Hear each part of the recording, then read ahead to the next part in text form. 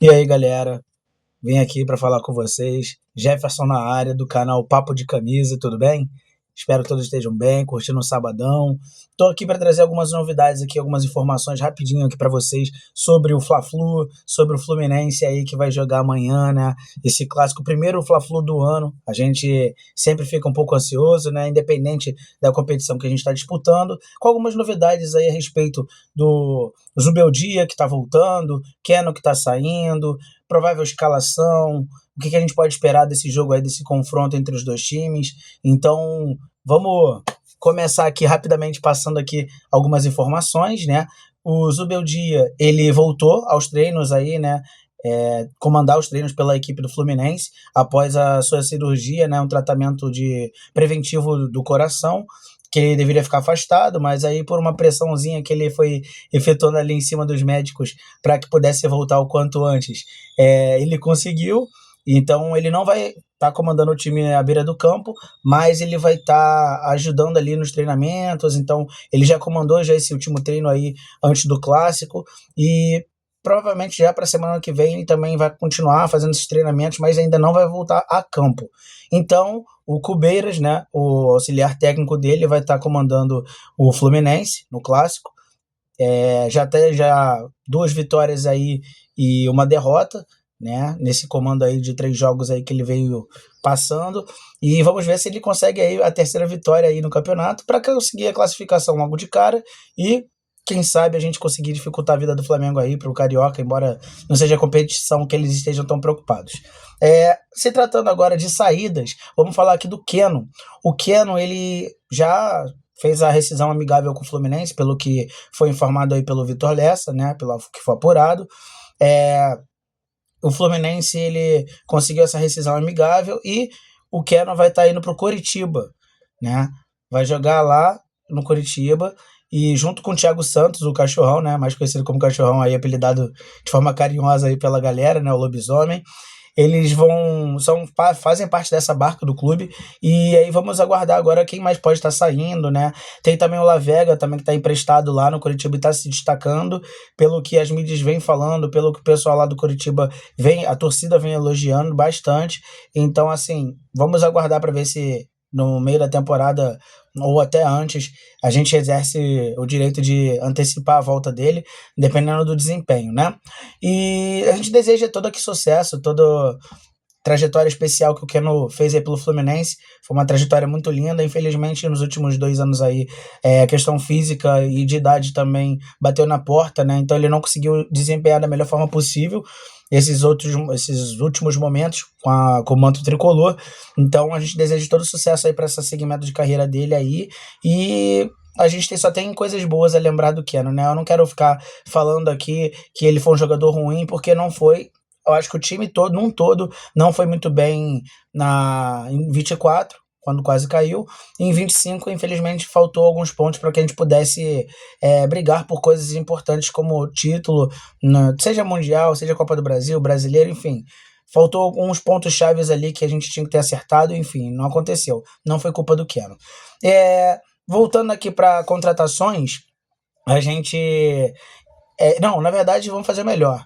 Vamos falar sobre o Serna. O Serna também é um caso curioso, porque o Serna, ele poderia sair do Fluminense, foi sondado pelo Boca Juniors, né? Boca Juniors que perdeu aí a contratação do Renestrosa para o Vasco.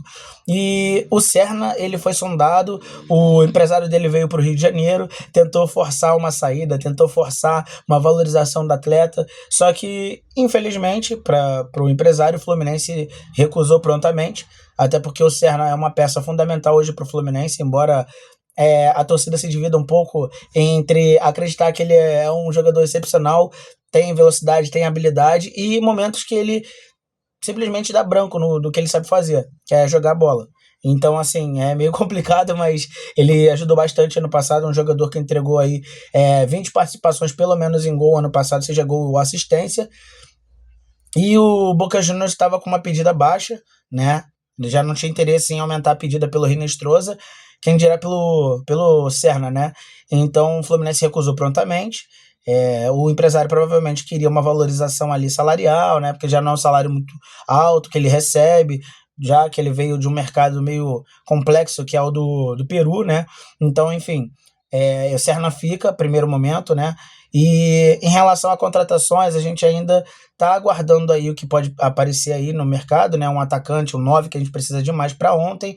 O Savarino acabou chegando, né? Mas ele não é um 9, ele é um ponta construtor, né? Ele pode jogar tanto na direita como na esquerda, pode jogar no meio de campo. E essa contratação do Savarino foi assim repentina porque já tinha o Montenegro, né? Matheus Montenegro já havia dito 1 ou 2 dias anteriormente que não ia fazer a contratação mais de Savarino, que era caso encerrado, e aí 2 dias depois foi anunciado pelo Fluminense. Coisas do Fluminense que todo mundo sabe o que acontece. E que ótima contratação, espero que dê certo. Foi um jogador excepcional no Botafogo, jogou muito bem no Atlético Mineiro, pela seleção venezuelana, junto com o Soteldo, fazem uma dupla muito interessante, muito boa, 2 pontas, por sinal, construtores, né? Então vamos aguardar o que a gente pode ter de desempenho dos dois aí, que o Savarino possa debutar assim, da melhor forma possível, né? Pelo Fluminense. E vamos aguardar as outras instruções aí que a gente vai ter, alguns sinais aí que a gente vai ter de contratação. E para a gente falar aqui sobre o clássico, né? Obviamente, o clássico bem não é tão esperado assim, não tão aguardado, porque é um clássico no Campeonato Carioca, os times estão começando a pré-temporada, os 2 elencos estão voltando aos poucos, times mesclados, então não devemos ter um Flamengo 100%, não devemos ter um Fluminense 100%. Eu digo em quesito de time principal. Time principal que só deve ir a campo pelo Brasileiro na semana que vem, né? E o Flamengo também está poupando seus jogadores porque tem o Campeonato Brasileiro e tem a Supercopa contra o Corinthians. Então vamos aguardar o que a gente pode estar tendo aí nesses próximos dias aí, né? Escalações, provável escalação, mas pelo visto o Flamengo vai novamente mesclar o elenco, assim como fez contra o Vasco na vitória de 1-0. O Fluminense deve ir a campo não com a força máxima, mas deve ir com boa parte do seu grupo titular, né? E os reservas também. E seria interessante se colocasse mais vezes os moleques para poder jogar, para pegar essa cancha de clássico. E a gente torce aqui para que seja o Everaldo, o JK, né, o John Kennedy, possa estar fazendo algum golzinho aí, possa estar contribuindo em cima do Flamengo nesse clássico, justamente para ganhar motivação, gerar essa intensidade, esse interesse maior, né, da gente vencer, porque às vezes o time parece meio desligado, meio desconexo da vitória, né, então a gente espera que tenha uma boa partida aí, que a gente possa ter o time titular jogando de forma envolvente e que atrás também lá na zaga colabore, né? Porque nesses últimos jogos a gente viu que o time jogou e tomou gols bobos, gols que não poderia tomar, e assim, é sempre uma tensão muito ferrenha, né? Muito tensa ali, porque a gente fica dependente do Freitas, do Inácio, tem o James agora que estreou, fez 2 jogos aí também, mas ainda não mostrou seu futebol, né? De fato, pelo que ele fez pelo Mirassol. E ele foi contratado como uma aposta. E a gente não tem um zagueiro que a gente gostaria de ter, assim como o Thiago Silva. O nome dele seria o Nino, mas o Nino a gente não sabe o que pode acontecer nos próximos capítulos. Provável que ele só venha no meio do ano. Será que a gente vai ficar sofrendo até o meio do ano com a zaga? Será que a zaga vai ficar regular, vai parar de falhar? Ninguém sabe. Vamos ver o que pode acontecer, tá? Então, assim, para esse Fla-Flu, o Fluminense deve ir com o Fábio no gol, Samuel de um lado, na direita. Temos aí a possibilidade do Guilherme Arana já debutar como titular. Temos a zaga aí com Inácio e Freitas, com a possibilidade do James substituindo o Inácio, né? Meio de campo composto por Martinelli, Lúcio Acosta, provavelmente Hércules. E no ataque a gente vai ter o Serna, Canóbio e Everaldo ou o JK, né? O John Kennedy aí fazendo o ataque. Pode ser que o time seja o titular, pode ser que tenha a mescla aí com o Matheus Reis na ponta, o Riquelme na outra ponta. Então temos que aguardar para que a gente possa fazer esse acompanhamento. Tem o Otávio também para entrar no meio de campo. O Flamengo ainda a gente não sabe ao certo a possível escalação, né? Mas a gente entende também que deve mesclar os jovens que jogaram do Sub-20 com também o elenco já que voltou recentemente, né? O Pedro começou no banco, por exemplo, mas a gente teve aí Plata, Carrascal jogando, o Arrascaeta não sabemos se ele vai ser a titular ou não, se ele vai estar relacionado ou não, né? Mas o elenco do Flamengo é muito forte e preparado para isso.